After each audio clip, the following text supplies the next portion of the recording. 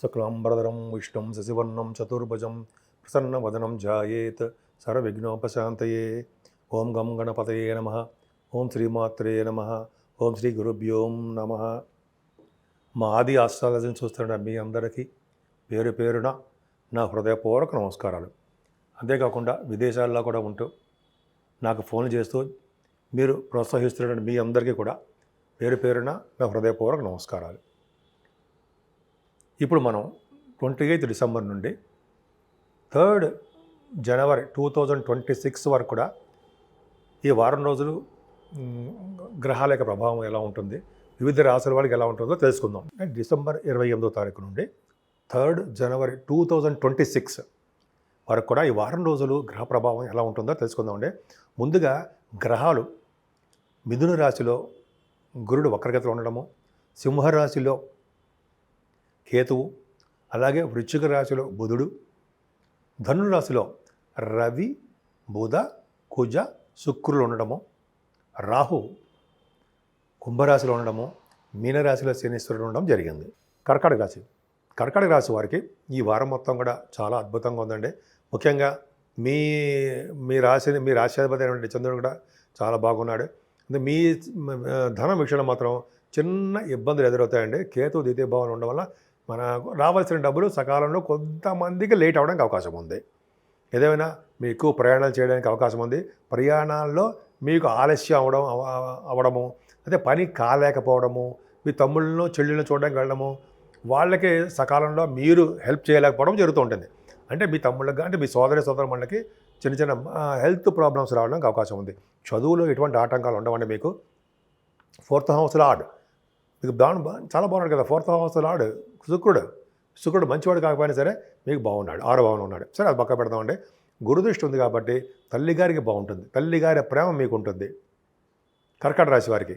అంతేకాదండి, మీ రాశి వారికి భూములు, అన్ని సకల వసతులైన కలిగిన గృహాలు, అపార్ట్మెంట్స్ రావడానికి అవకాశం ఉంది. ముఖ్యంగా రైతులు కూడా పంటలు బాగా సక్సెస్ అవుతారు.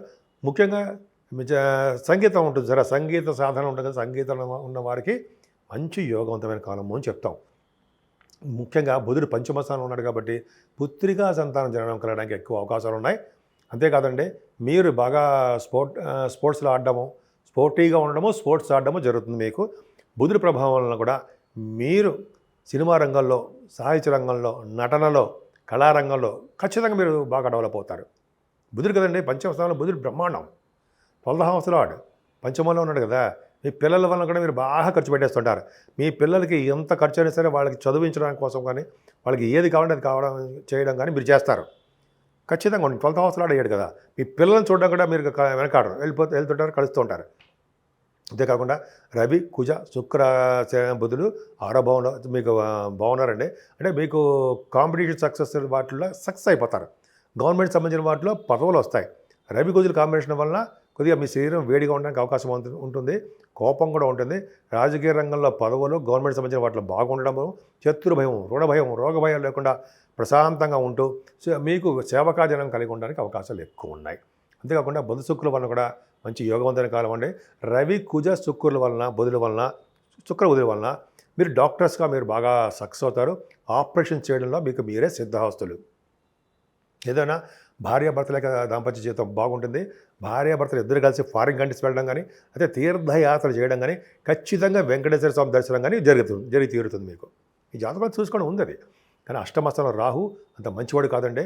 మీకు శారీరకంగా, మానసికంగా కాదు కానీ శారీరకంగా ఇబ్బందులు, ఇంట్లో ఇబ్బందులు, గృహంలో పీడ, పశు నష్టము ఇవన్నీ ఉంటాయి. కానీ గురుదృష్టి ఉండడం వల్ల ఈ ప్రాబ్లమ్స్ అన్నీ తక్కువగా ఉంటాయి.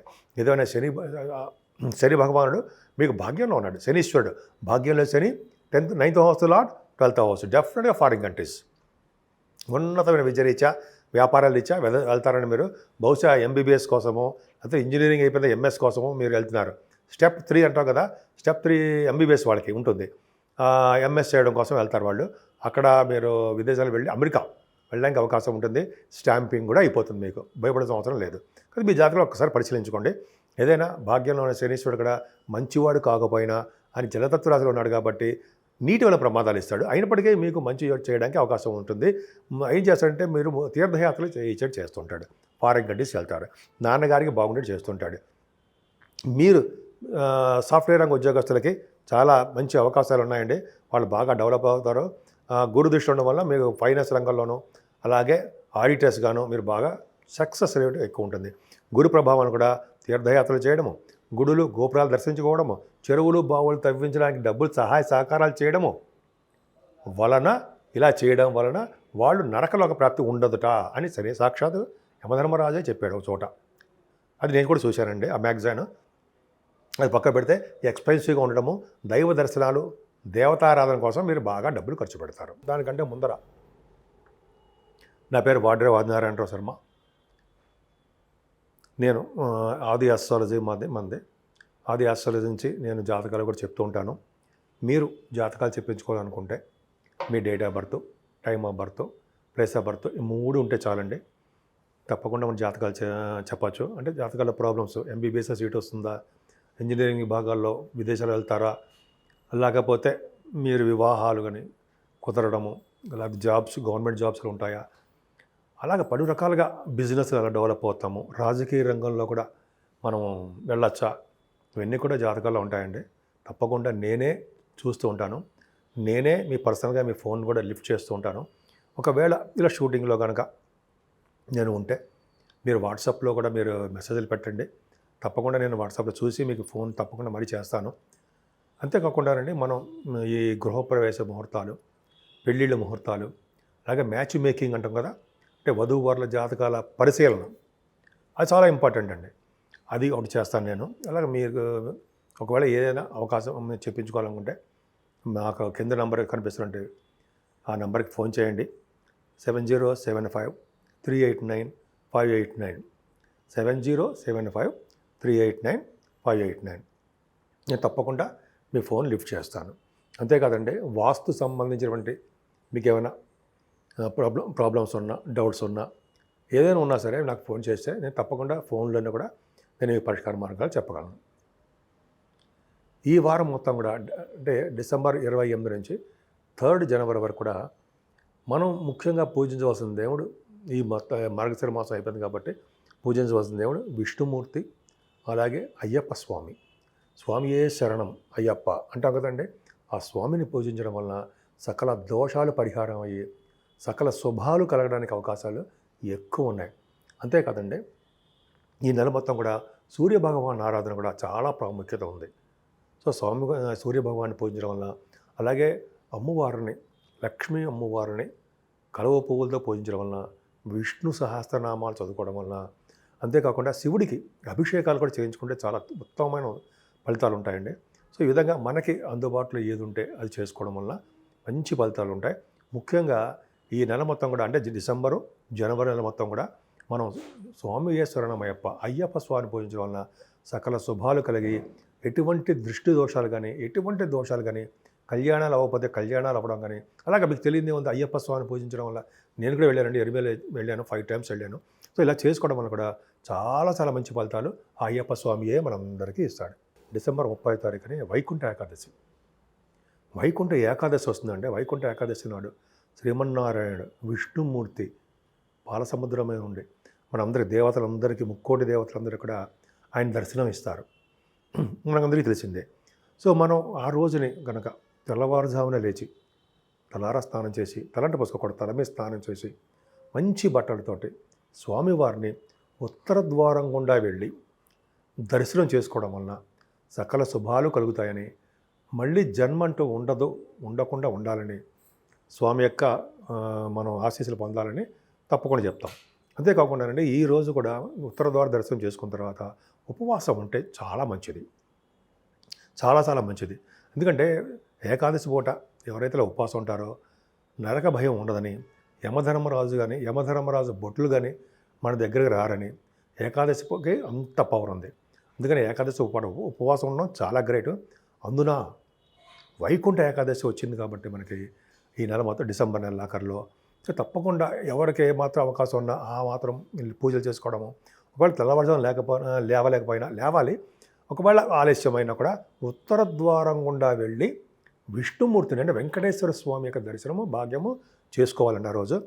ముఖ్యంగా విష్ణుమూర్తి తులసి దళాలు చాలా ఇంపార్టెంట్. తులసి మాల స్వామివారికి సమర్పించడం చాలా ఉత్తమమైన లక్షణం అనమాట. సో కాబట్టి స్వామివారికి తులసి దళం ఇవ్వడం వల్ల ఎంతో ప్రీతి చెంది సకల శుభాలు కలిగేట్ చేస్తుంటాడు స్వామివారు, వెంకటేశ్వర స్వామివారు. ఆయన మనకి అన్ని శుభాలు కలుగజేస్తారు. అంతేకాకుండా లక్ష్మి, స్థిరమైన లక్ష్మి కూడా మన ఇంట్లో కూడా ఉండేట్టుగా ఆయన స్వామి మనకి ఆశీస్సులు కూడా ఇస్తారు. అందుకే చూడండి, మనం వెంకటేశ్వర దర్శనం చేసుకున్న తర్వాత అమ్మవారు కూడా లక్ష్మీ అష్టోత్తరం కానీ, లక్ష్మీ సహస్రం కానీ, అమ్మవారి కలవ పూలతో కానీ పూజించడం వల్ల, ఎర్రని మందార పువ్వులతో పూజించడం వల్ల కూడా స్థిరమైన లక్ష్మి మన ఇంట్లో ఉంటుందంటాం కదా. అలాగా మీరు కూడా ఏమాత్రం అవకాశం ఉన్నా ఈరోజు మాత్రం, అంటే ఈరోజు అంటే 30వ తారీఖుని మన వైకుంఠ ఏకాదశి కదండి, పేరులోనే ఉంది కదా, వైకుంఠ ద్వారం, వైకుంఠ దర్శనం నేను చిన్నప్పటి నుంచి చేసుకుంటున్నా. సో అలా చేసుకోవడం చాలా మంచిదండి. ఏమాత్రం అవకాశం ఉన్నా, తెలియని వాళ్ళకి చెప్తున్నాను, ఏమాత్రం అవకాశం ఉన్నా ఈ ఒక్కరోజు తెల్లవారుజామున లేచి స్వామివారికి అంటే లేచి స్నానాలు చేసుకొని మంచి బట్టలు ఉతికిన బట్టలతోటి స్వామివారి దర్శనానికి వెళ్ళండి. స్వామివారి యొక్క దర్శనం చేసుకోండి, ఆశీస్సులు పొందండి. ఉత్తర ద్వారం, కుబేర ద్వారం అంటే మోక్షం మళ్ళీ పుట్టకుండా స్వామివారి మనల్ని అనుగ్రహిస్తారని నేను మనస్ఫూర్తిగా కోరుకుంటున్నాను. మీ అందరికీ శుభాలు కలగాలని నేను మనస్ఫూర్తిగా స్వామివారిని వేడుకుంటున్నాను.